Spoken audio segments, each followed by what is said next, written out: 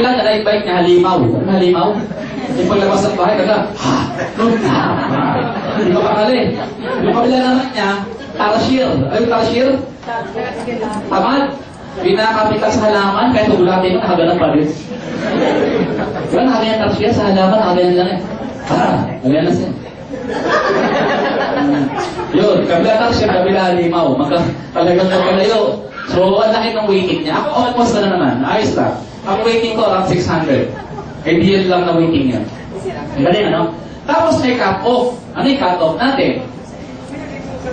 Ang cut-off natin, eto. 12:01. Ano to? Maga na, no? Yes. Oo, gabi. Okay. Hanggang 12 midnight ng ating gabi, ilang oras yan? 24 hours. Oh, clear, no? So, 24 hours na yan. Lahat na nangyari, Paris dyan, at mga direct referral na yan, kita mo yun for that day, na 24 hours. Ayos? Tapos, pagdating ng 12:30, magana to. Okay? Magte-text ang company sa'yo. Ang magte-text sa'yo, Big League. Si Big League ang gumagawa ng payroll. Computer yan eh. Ite-text sa'yo, magkano income mo that day. Mag-reply ka lang. Sabihin mo ilagay sa bangko mo. Tomorrow sa ATM mo na. Pwede mo nang withdrawin. Ayos? So, di ka pala ng pera. Kung dati araw-araw, meron kang 1 pay. Di may 500 ka, mamasahe ka na. Hindi kayo ng mga company geologs o yung company geologs. Tama ba? Ganun ang hirap ha? Kunyari company XYZ o company BN. Ang uno ang kapo hanggang ang 30. Lahat ng nangyari at benta dyan, yan ang cheque mo. Tapos yung cheque mo, bibigay pa sa abente ng the next month. Imagine this, 50 days ka maghihintay sa cheque mo. Wala ka ng pera. Umiiyak na daw na mo, aplan lang akong panggalaw, aplan lang ang pamasahe, aplan lang ang papilit produkto. Tapos pagdating ng abente, ang cheque niya 1.7 lang. Pupunta ko ng bangko, gagawin 1.7. Pagdating ko ng iBank, ano mangyayari? Kailangan 2 valid ID. Mag-o-offer lang yung ali. Ano 2 valid ID niyan? Gano'n ka hassle? Kawawa talaga eh. Kawawa talaga yung mga miyembro. Lalo na kung mga nag-start pa lang. Dito hindi. Araw-araw may pera mga downline ko. Hindi sila nangungutang.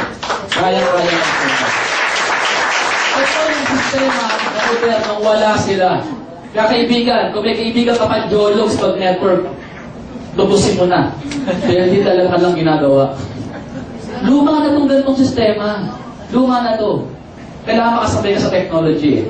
Since na nakasurvive, kaya yung mga kumikita malaki, yun lang ang nakasurvive. Yun lang. Ang sakit na ulo naman nila, alam mo yun, yung concession na yung mga downline nila, walang pera, walang pamasahe.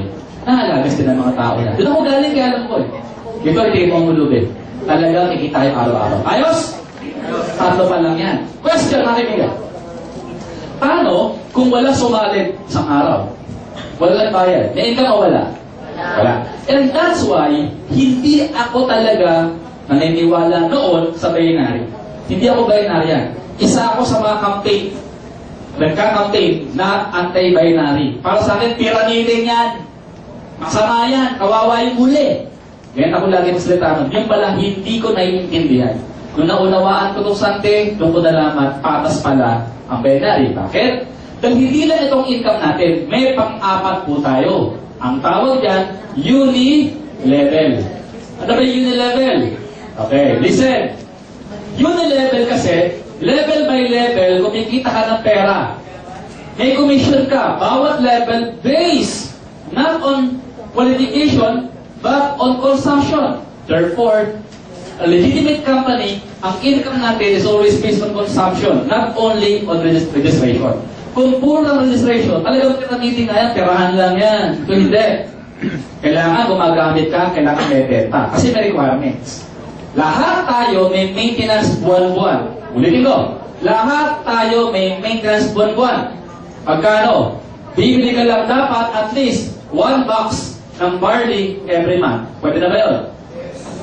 1 box every month. Kaya o hindi? Kaya! Kaya o hindi? Kaya! Actually, walang 1 box dito. Dahil kulang sa isang buwan sa atin to. Kung sa'yo lang, once a day, sa'yo lang to. Kay nanay mo pa, asawa mo pa, lola mo pa, anak mo pa. Kulang eh, di ba? So, kulang. So, lahat tayo required to bilhin yan. Paano makikita sa yung level? Listen, this is you. Clear? Okay. Yung level 1, yung mga taong ikaw ang nag-invite. Listen ha? Okay. Halimbawa, 5 dyan ang na-invite mo. Ito. Ito yan. Yung 5 na-invite mo, ganito yung level. Direct mo yung 5. Ayos? Yung na-invite nila, ang level 2 mo. Yung level 1, naka-invite ng isa, level 2 mo yun. Naka-invite ng isa, level 3, level 4, level 5, level 6, hanggang level 10, 8 ka. Ayos? Pagkano? Di ba 1 box per month? Per box. Sa level 1, meron kang 40 pesos per box. Malaki yan.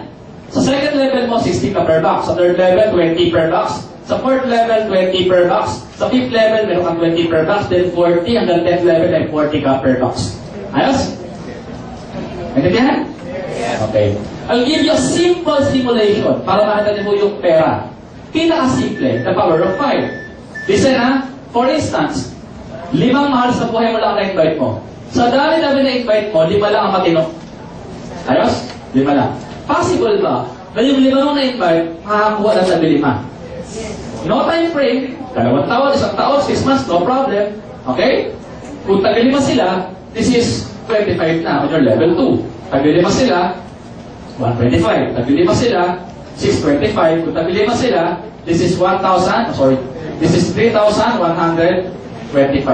Sa fifth level na tayo dito para mas realistic, mga kaibigan. Look, considering, mga kaibigan, or assuming, 1 box lang ang ginagamit, bawat downline mo.